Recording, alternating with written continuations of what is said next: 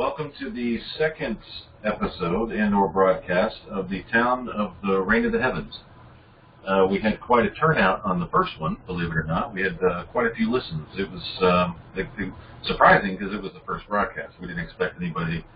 Usually you get five people pick it up, but a whole lot more than that picked it up. So we're going to go ahead and do a second episode since people are interested in what we're talking about as far as private membership associations are concerned. But the next step in what we have to talk about is, why does a private membership association work the way it does?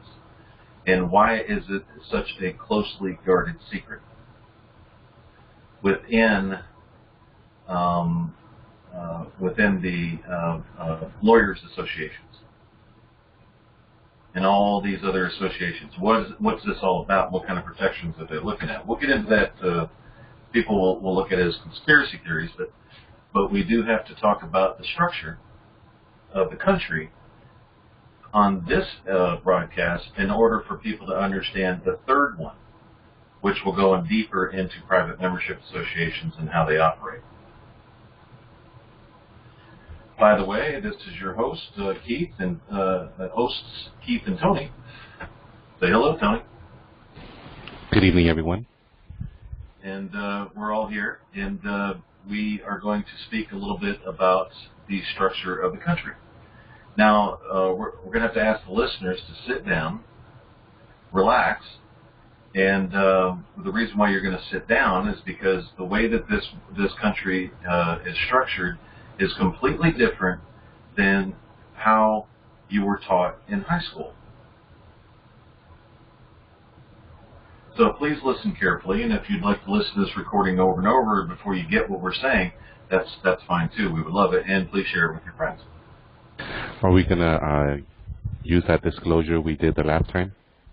We're not speaking about private membership associations, so we won't have to. Okay. We're going to be speaking about how they understand how this country is structured, how they're trying to structure it. Let's put it that way, and which will help people understand more and more about PMAs. So when I say PMA, I mean private membership association. Okay, so first we have to go into what is the United States. The United States was first came into play around 1789, but very few understood what it was and how it operates. It does say it right in the preamble of the Constitution what the United States is, but a lot of people read it completely different than what it actually says. So, the United States would be what they call the Bank of New York Mellon. If you go over to, in 1784, this was just after the Treaty of Paris, the Bank of New York was created. And it was moved to Manhattan, or it was created and then chartered at Manhattan Island. That was considered the United States. Manhattan Island actually is foreign to the rest of the country, to the states of the Union. It's foreign to Georgia, it's foreign to Florida, it's foreign to California, it's foreign to Tennessee, New Mexico, Colorado, all of it. Completely separate foreign country. Now, the only ones that don't know this are the U.S. citizens. If you go down south, like in South America, and you start that when they're speaking to you, they already know that Manhattan Island is foreign.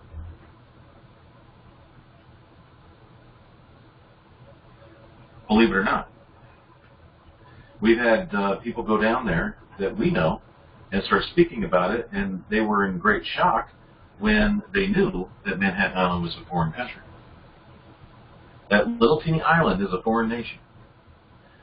If you go over to the Bank of New York Mellon address, you'll see that there's an address in it. It's called the United States.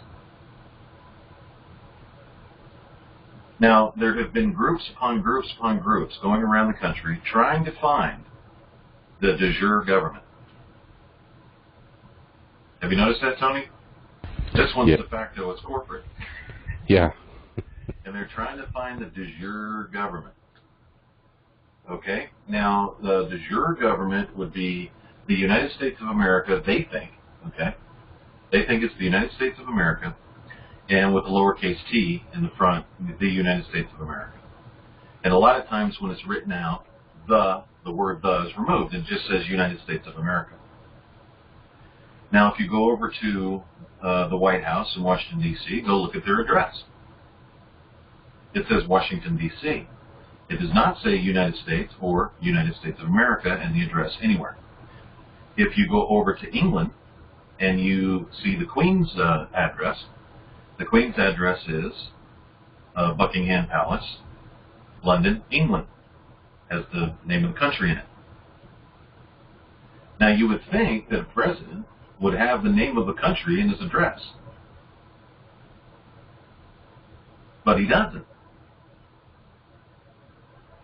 And neither does the Treasury, Congress, or anybody else. They don't have the name United States or United States of America in their addresses. And that comes from the post offices.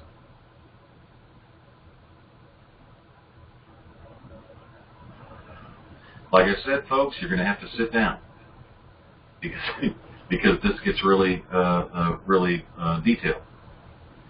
Now, if you go look for the United States of America in any of the addresses in any of the 50 states, you won't find it. You won't find it in the District of Columbia. You won't find it in Mexico. You won't find it in Canada. You won't find it anywhere except for one place, in the address. Go over or put on on the internet. You can go to Google and you can Google Organization of American States. And I believe it's OAS.org. Now, Organization of American States is a union, a Pan-American Union that was created back in the 40s and 30s and 40s, and that was to unite all of America, which was North, Central, and South America, into one continent. Now, believe it or not, that is where you will find United States of America in its address. Go over to the contact page. In the contact page on the Organization of American States, just click the contact, go look, and you'll see the address there. Now, this is quite confusing to many people. How confused can we be? Tony? Not very confused.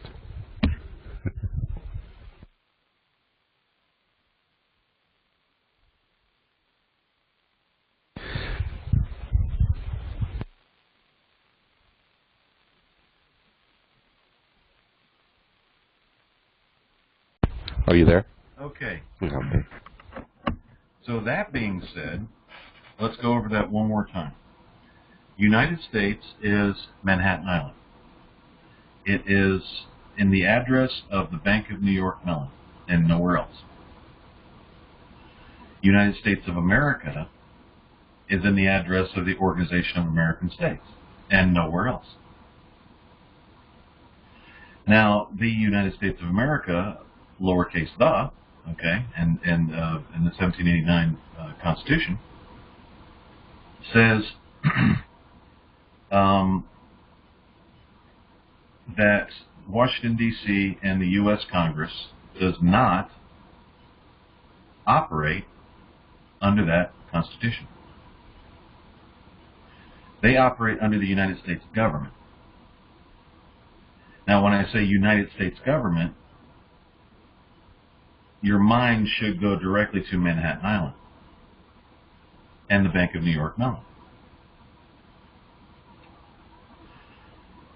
It says in their Constitution, 1789, it says that it's a Congress of the United States. The Congress used to be called the Congress of the United States. And now it's called United States Congress. Until it's completely different. You have a United States Senator. They changed the names without anybody ever noticing it. They said, oh, it's all the same. Who cares? Okay. Go ahead and accept the fact that it's all the same. and nothing matters, and everything we're saying here is just complete crap. But on law and on documents, if you change a comma in something, it means everything. I'll give you, for instance, if you have a business called Bob's Auto Parts, and you put a no quotation or anything in it, or you put BOBS and no apostrophe S, Auto Parts, and then you go and register that business, and in your documents you just happen to put an apostrophe S in it, the Secretary of State is going to come back and tell you that you cannot register two businesses at the same time. That's how much a apostrophe S is going to make a difference, because Bob's, B-O-B apostrophe S, and Bob, B-O-B-S, are two separate, completely different entities.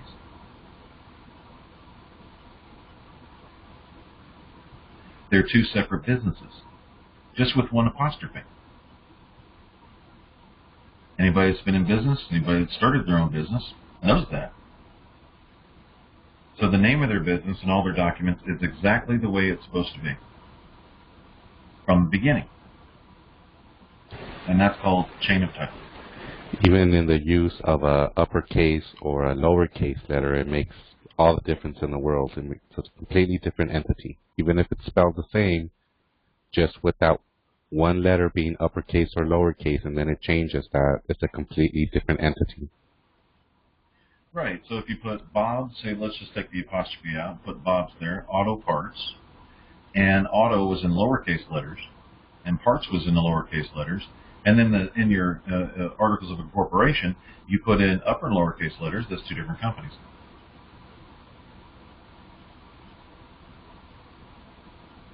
That's the way it works. It's so frustrating and infuriating for people that they'll always slough it off as nothing. But it means everything.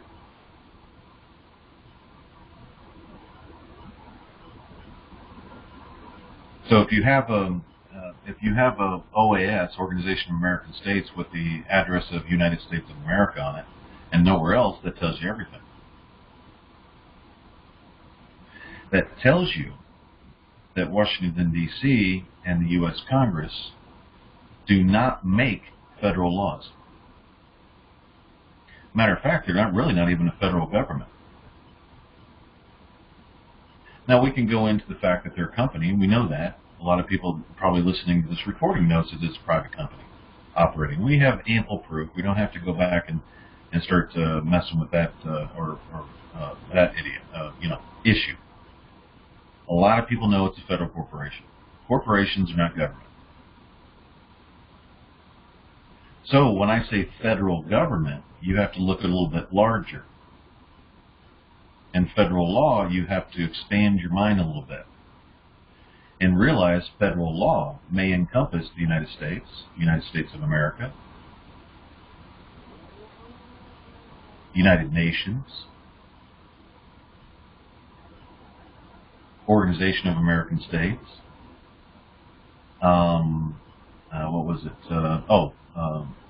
Universal Postal Union, which a lot of people haven't heard of. These are much larger entities internationally that operate under federal law.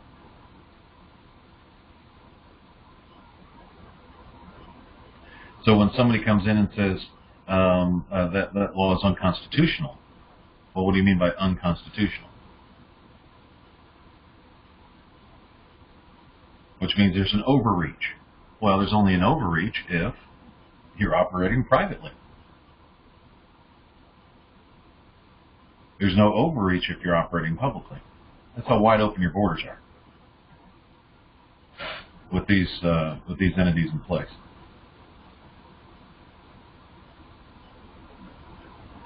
So federal tax dollars and things like that go to a wide range of entities, not just to pay people that are elected by the electors, by the way. So let's get into who actually elects people. You want to get into that, Tony? Let's do it. Okay. Who actually elects people? Those are called municipal citizens. Municipal citizens elect everybody. Now, who's a municipal citizen? A municipal citizen is a non-resident. Okay, somebody that goes into a state and they live there for 6 months, according to their interstate compact agreements, the states wrote these interstate compact agreements, which were highly illegal, by the way. They were telling people that if you stay in the state for more than 6 months, you're a resident of the state. Now, here's what they don't tell you.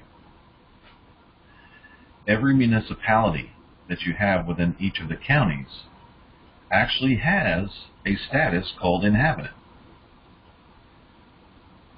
And we have verified this with people that do have what they call a share stock certificate. Now, where's the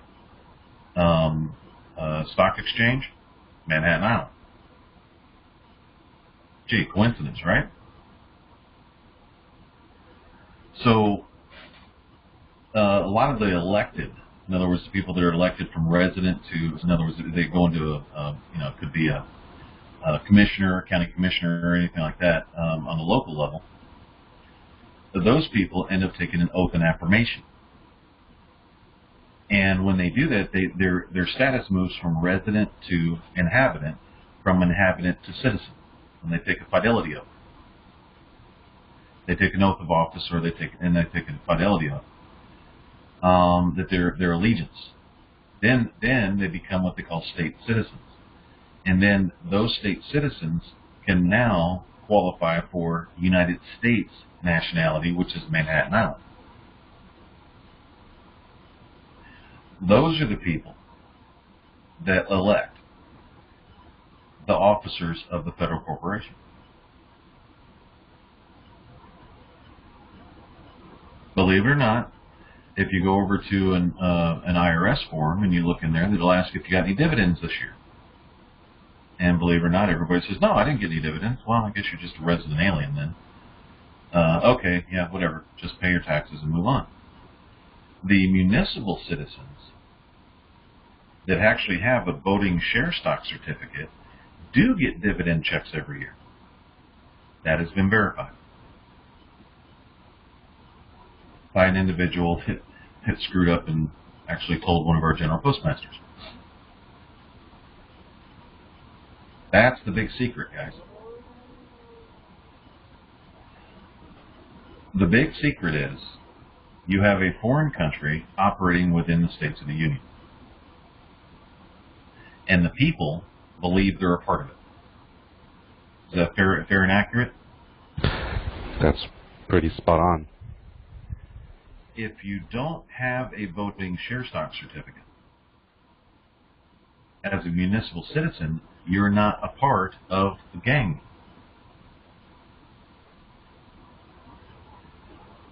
Your vote is nothing more than a mere opinion. You can vote for Trump or Hillary, it doesn't matter.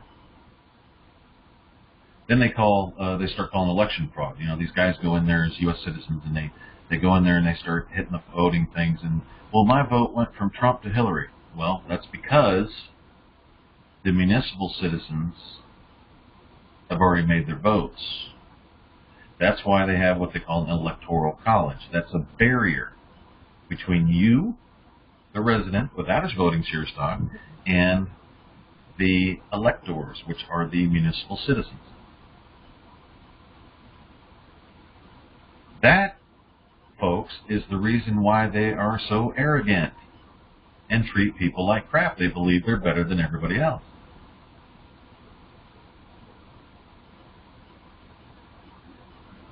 So even people that came over and said, I want to get citizenship, so they naturalized in and everything else. Every single time they'll take their oath of fidelity and everything and all that, but yet they still mention them as U.S. citizens, not U.S. nationals, United States nationals. They never offer them a nationality. So you mean you're not a U.S. citizen just by being born in this country? Absolutely no such thing as birthright citizenship. Unless your father has a voting share stock, and then that passes on to you. And yes, he does take you down to a county court, and you take an oath and affirmation. And it's usually done privately.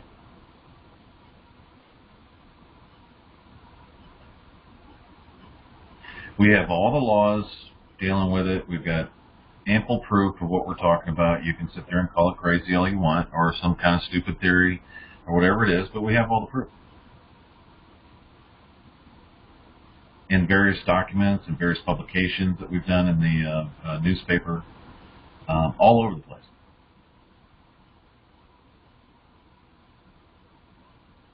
So what does that tell you? That tells you that a very small group of people within one county actually run the county and actually vote. The rest of you are resident aliens until it's time to, or they classified you as U.S. citizen. Does anybody know that the term U.S. citizen and resident of a state didn't exist until 1955? And guess who the organization was that did it? That would be the American Bar Association, when they signed the 1948 Bar Treaty.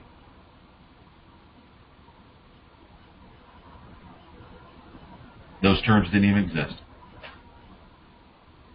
There was citizen of the United States, which is still there, by the way, and it does exist under this municipal citizenship type situation, but not U.S. citizen. U.S. citizen didn't exist until 1955, I believe. It was in the 50s. I believe it's 55. It was a private membership association that declared it for you.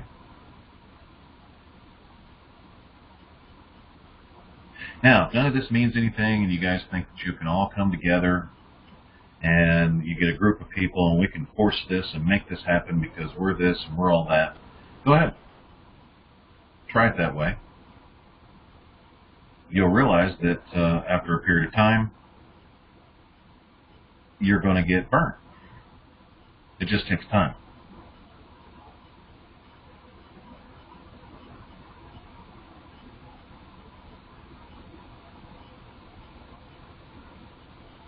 Anything else, Dad?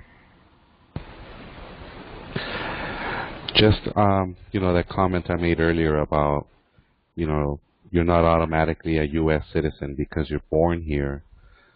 So what other documentation might people have that can prove their status? Most people only have a birth certificate that was issued by the state, a Social Security number, and, they might have a driver's license for whatever state they are in, but it doesn't say anything about their status.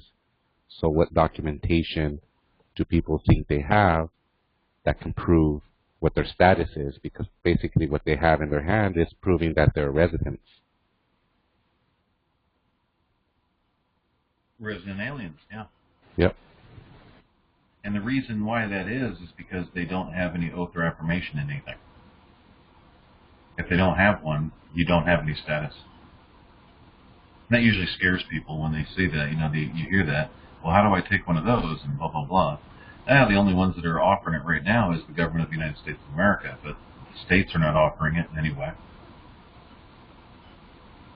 Remember, it's only a select few of people that, join the Masons, and then they become certain degrees, and then they groom them, and then they put them into office, and they become commissioners, and all that kind of stuff. And then when they get that done, then, that's usually when they become citizens, and they're trusted and all that. It's all just a big club. It's only certain people that are allowed in there. So the U.S. is a corporation, and so basically what people are seeing, and with all this election coverage, is just an election of a board of directors of a corporation and nothing else, not a government. Pretty much, yeah. It's a company that's claiming to be a government. Right. And it was actually a 1972 case that also bring that out too. They do let you know in certain cases here and there when it comes up, but people read it differently. They don't really fully understand it, and then they think, well, I was born here and I have a birth certificate, so that is classified as an intent to become a citizen of the United States and or a citizen of the state. It doesn't mean you followed through or you finished it. The birth certificate means that you're qualified and have the intent to do it. But if you never follow through, and the reason is because the reason why you have to raise your right hand is because it's a human rights violation to just assume that's who you are, or that's what you did. It's a personal political choice. So when you're 18, you become a resident. 21, you take your oath, which turns you into an oath of fidelity, which turns you into an inhabitant, and then your oath of allegiance, which turns you into a citizen.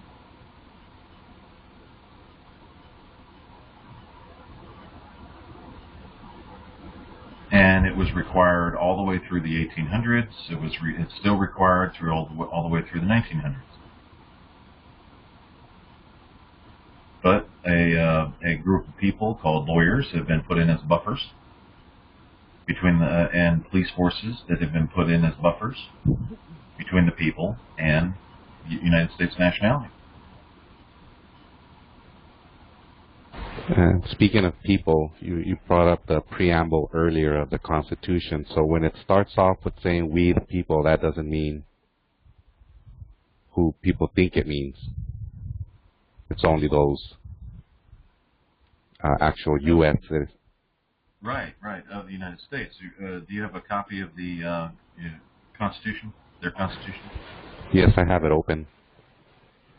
Read that preamble, and we're going to blow some minds here. Yeah. Okay.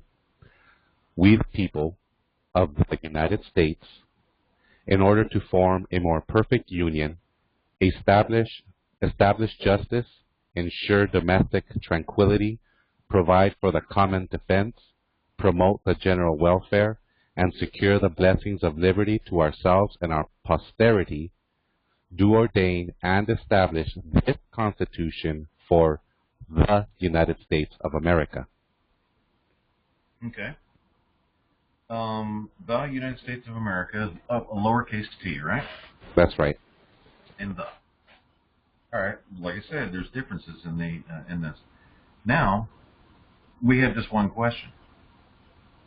Who were the people of the United States, and where did they get their authority to establish a constitution for the rest of the states? Now, it wasn't the 50 at the time, but where did they get that authority? It should read, "We the people of the United States of America." That's right. And we'll give you an example. You don't have, like in a state, "We the people of the state of California."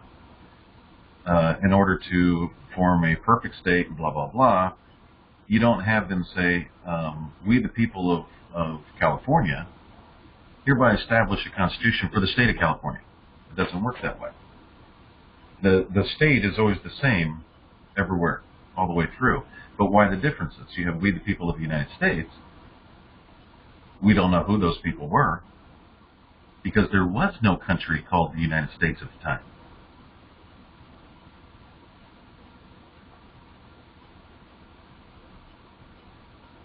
Whoops. There was no country. I think you need to say it again.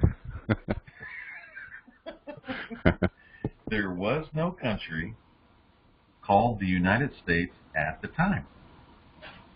So who were these people of the United States talking for the states? And when did those people within the 13 states ever vote for it? Oh, the representatives voted for it. No, they didn't. The people had to vote for it. If the people were going to change the structure of their government, of their central government, don't you think they ought to get a say? But, go down to Article 3. I think the oath and affirmations there. That's going to blow their mind. Okay, I'm scrolling down. Article 3. Now listen, folks. This is the president's oath and affirmation. Let's see.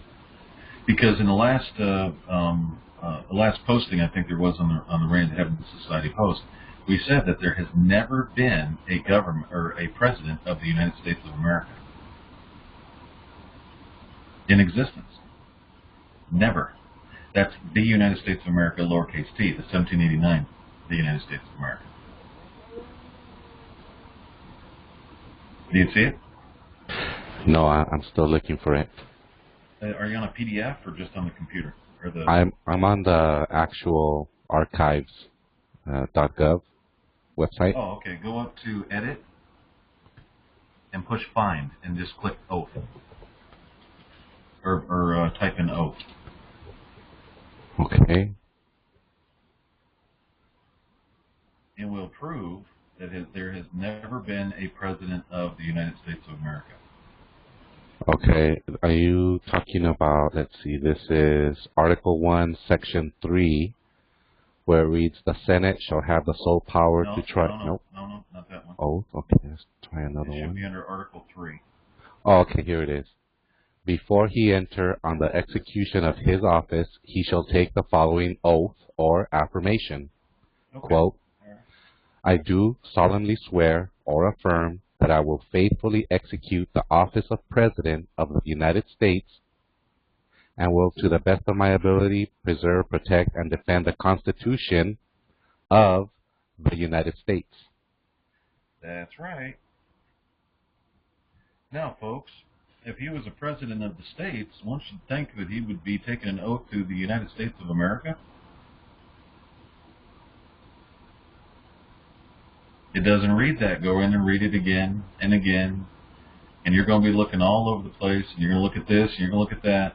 And you're going to notice that there's no guy since the inception that has taken an oath as a president of the United States of America. Although he sure as hell claims it a lot. Especially in executive orders. And for people's reference, that's Article 2, Section 1, last paragraph of Section 1 of the Constitution. Well, I was way off, wasn't I? I thought that was Article 3. No, you're in the area. Every time I'm looking for it. But if you'll notice, in order for there to be a president of the United States of America, you have to take an oath and affirmation. It doesn't count if you don't. So why is it that they wouldn't put an oath in their Constitution to the United States of America as President of the United States of America, but only as President of the United States? Could it be this same bank that was created in 1774? Called the Bank of New York, doing the same exact thing? Now let's go one step further. Okay, now if you go all the way back to 29, the Manhattan Island was created, we used to be called New Netherlands, under the Charter of the Patroons, which means today is called the Netherlands, which is where the World Court is, ICC, International Criminal Court, and is run by King Willem. Now, I remember we were messing around on a military site, and they said, well, you guys are just stupid because they transferred that over to England in 1674 and all this other stuff. Well, guys, come on. England, the East India Trading Company, and the British East India Trading Company, I'm sorry, those guys have no correlation. There's no similarities there.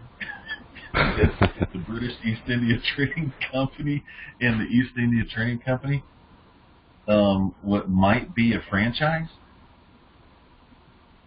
So what they did is the Dutch at the time were running the thing into the ground, so they went ahead and put the British in charge of it for a while, which just happened to be another franchise of the same company. And the same for the Virginia Company, the same franchise, same people. The same one that George Washington was a deputy of, the Virginia Company, and that the Revolutionary War was not against the the British East India Trading Company for trying to pass laws to give themselves a monopoly over tea? Think, man, think. So what you're looking at today is the Dutch in their history have always dreamed of running the world. And they've always dreamed of a new world order, and they've always dreamed of putting together a world government. Well, they're implementing it now. They're trying to. A lot of people are resisting, and they don't like it. But, I know I woke up this morning, and I really just wondered how Willem felt today. Yeah. I was just very concerned about how happy he was today. But, so the United States is actually is chartered by the Netherlands under King Willem. Got you again, guys. The monarchs of Europe came in again, and they did the exact same thing. They went right from a revolution, made you free for about 8 years, and boom, got you again.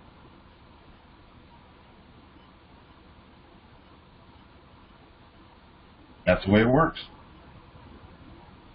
And under the Charter of the Patroons, slavery is legal. Still in full force and effect today, and they still operate under it. Believe it or not. They can't change their charter.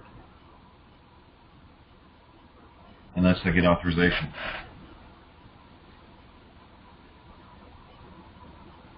So, who's Willem? He's his mother, Beatrix. She was a part of the Bilderberg Group.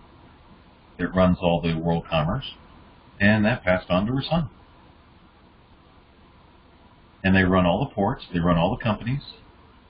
They move commerce from one port to another. Back and forth, back and forth. And this is the sad part, though. I was watching a movie one time talking about Hawaii. Then I started looking on the internet to verify that it wasn't just crap in the movie. And the Hawaiian king was raising his flag. Well, it was an India Company flag.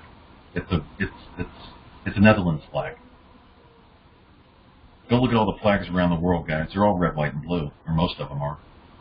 There's a lot of company flags everywhere. All the franchises. A bunch of franchises, yeah. And believe it or not, I think there was a princess or a queen in Hawaii, and that queen was endorsed by the King of the Netherlands at the time. She didn't want to tell her subjects that, but that's exactly what happened. So they didn't come in and try to take over. That was the company coming in and taking what they were owed, which was sugarcane. And when they started fighting, it pissed them off. So go look at the Hawaiian flag and the one the king raises. It's a company flag. It's a franchise. Didn't have the heart to tell them because they wanted a sovereign nation, but that's what it is. And the United States, or the U.S. military, is based there. It's a strategic spot, and they run or protect it for who? The company.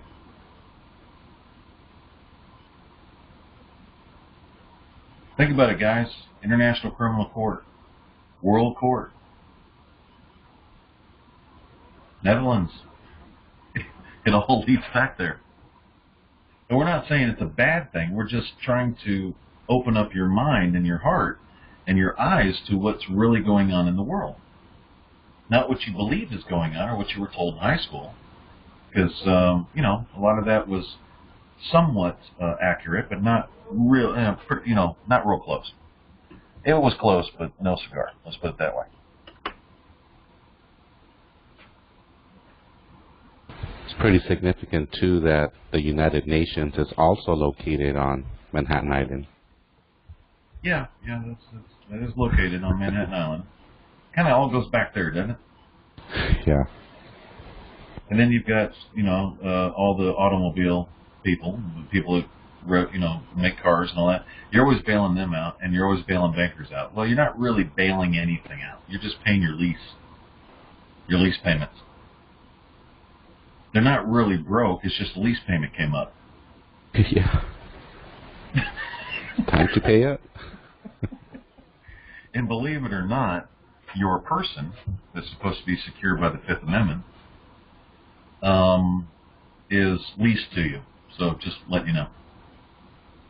They lease your person back to you when it's created. That's why you're automatically in debt. But we'll get into the 14th Amendment later and why it was created. Everybody think I'm not a 14th Amendment citizen and has really nothing to do with citizenship.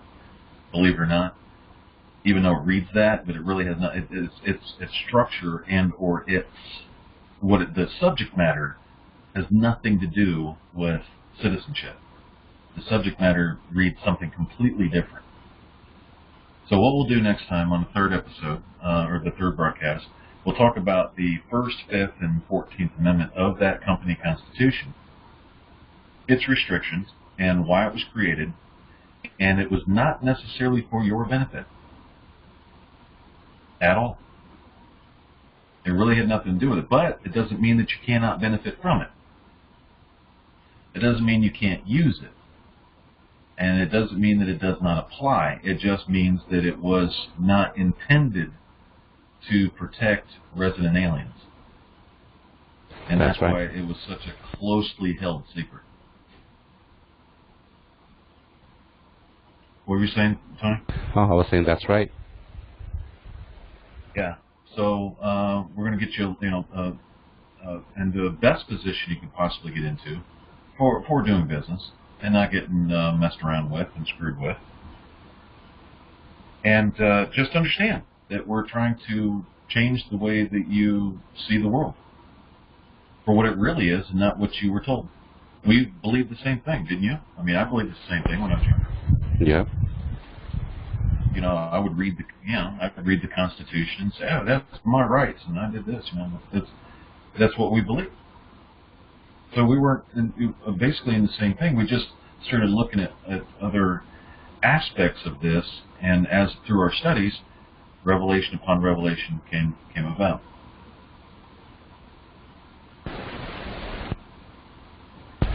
So, does this conclude our second broadcast? I think it's a good stopping point.